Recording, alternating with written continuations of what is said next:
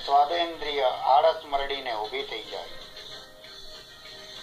ગાંઠિયા એટલે સૌરાષ્ટ્રની એક પારિવારિક વાનગી, એક લોક ખાણું. નાના બાળકને અપાતા ભાવનગરી ગાંઠિયાથી માંડીને વૃદ્ધાશ્રમમાં થતા દાન ધર્માદામાં પણ ગાંઠિયા હાજર હોય છે. લગ્ન હોય અને જાન આવે એટલે વેવાઈને ગાંઠિયા જલેબીનો નાસ્તો 1957માં પણ અપાતો અને આજે 2016માં પણ અપાય છે.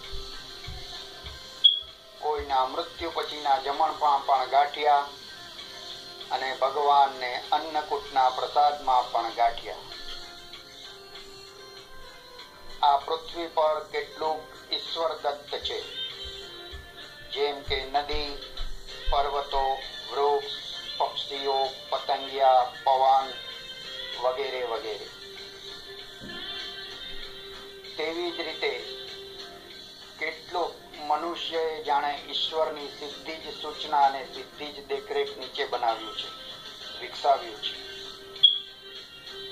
જેમ કે space shuttle, computer, smartphone, television અને ગાંઠિયા.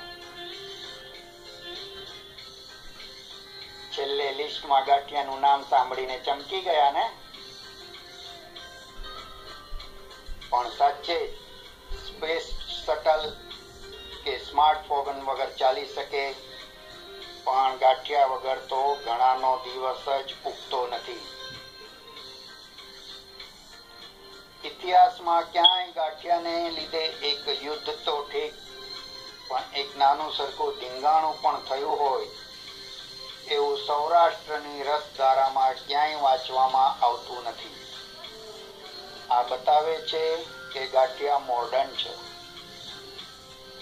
ગાંઠિયા ચોક્કસ કલયુગની દેન હશે, કારણ કે જો પુરાણ કાળમાં ગાંઠિયાનું ચલણ હોત તો દેવાધિદેવ ઇન્દ્ર ઋષિ મુનિઓનું તપોભંગ કરવા માટે અપ્સરાઓને બદલે સેવકો સાથે સંભારા મરચા સાથે ભાવનગરી ગાંઠિયાની ડીશો જ મોકલી દે.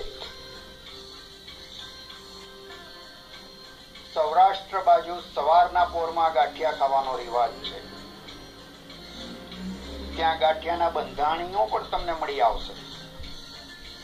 અહીં દરેક શહેરમાં, પ્રાંતમાં, પેટા પ્રાંતમાં ગાંઠિયાઓનો અલગ અલગ તોડ હોય છે.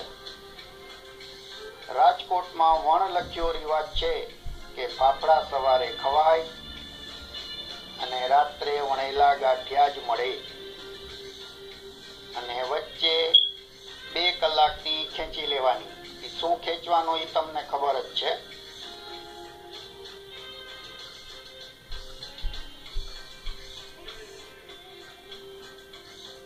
રાત્રે 12:30 કે 1:30 વાગે લારી ઉપર ઉભા રહીને ઓર્ડર આપો કે ભાઈ 200 ફાફડા આવવા દેજે, એટલે કપાળેથી પરસેવો લૂછતા લૂછતા અને બીજા હાથે તળેલા મરચા પર મીઠું છાંટતા છાંટતા એ ભાઈનો જવાબ આવી જાય કે 15 મિનિટ થાય બોસ, વણેલા જોઈએ તો તૈયાર છે. રાત્રે 12:30 વણેલા તૈયાર? હા, સૌરાષ્ટ્રમાં અને રાજકોટમાં રાત્રે 12:30 કે 2:30 કે સવારે 4 ગમે ત્યારે તમને ગાંઠિયા મળી જાય. પછી એ જુનાગઢનો કાળવા ચોક હોય કે ધોરાજીની ઊભી બજાર હોય, ગાંઠિયા આઠે પ્રહરની ઉજાણી છે. પીઝા અને બર્ગર એ ભલે અમદાવાદના બોપલ કે સૌરાષ્ટ્રના ઉપલેટા સુધી પહોંચી ગયા હોય, પરંતુ ગાંઠિયાની પ્રીતિ આજે પણ યથાવત છે. વેકેશન ગાળવા ગયેલો ગુજરાતી પરિવાર દિલ્હીમાં સાંજે ચાટ ને પાઉંભાજી ખાશે, પણ સવારે ગુજરાતી સમાજની કેન્ટીનમાં તો 2 પ્લેટ ગાંઠિયા અને 2 કડક મીઠી ચા નો જ ઓર્ડર આપશે. ગાંઠિયાનું વૈવિધ્ય અપાર છે. ફાફડા એ તેનું મૂળ સ્વરૂપ છે. એ પછી વણેલા, તીખા, લસણિયા એટસેટ્રા એટસેટ્રા. અને હા, ફાફડાની બેન પાપડીને આપણે કેમ બોલાય?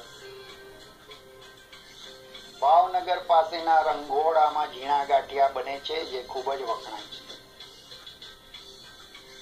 અને ચોકડી આકારના ગાંઠિયાને તો કોઈએ પ્યારથી ચંપાકલી નામ આપ્યું છે. કદાચ એનો પેલો પ્યાર હશે ચંપાકલી. ફાફડા અને વણેલા ગાંઠિયા ગરમ જ ખાવાનું ચલણ છે. બાકીના ગાંઠિયા ઘરે ડબ્બામાં ભરીને સંકટ સમયની સાકળ તરીકે કામ આવે. ઘરમાં કાંઈ હાજર ન હોય તો પાકવા થાય. ગાંઠિયાની સંગતમાં ક્યાંક ક્યાંક કઢી મળી જાય, તો ક્યાંક કચુંબર, તો ક્યાંક કાંદા, પણ મરચા તો અત્ર તત્ર સર્વત્ર બધે જ મળે. જેમ સ્ત્રી વગર પુરુષ અધૂરો, એમ મરચા વગર ગાંઠિયા અધૂરો. તબલામાં જેમ દાયું અને બાયું સાથે હોય તો જ સંગત જામે, એમ ગાંઠિયા સાથે મરચા હોય તો જ રંગત જામે. નવવધુએ પહેલી જ વાર પિયર લખેલા આછા પીળાશ પડતા પોસ્ટકાર્ડ કલરના ગાંઠિયા જ્યારે તળાઈને થાળમાં થલવાય અને એની પાછળ જ કોઈની યાદ જેવા તીખા તમતમતા લીલેરા મરચા કડકડતા તેલમાં તળાઈને અવતરે, એ ઘટના ભલભલા ઉપવાસીને પણ ઉપવાસ તોડવા મજબૂર કરી મૂકે તેવી હોય છે. ખરેખર મરચા વગરના ગાંઠિયા કે ગાંઠિયા વગરના મરચા એ જાણે નેતા વગરની ખુરશી કે ખુરશી વગરના નેતા જેવા નિસ્તેજ ને નમાલા દેખાય.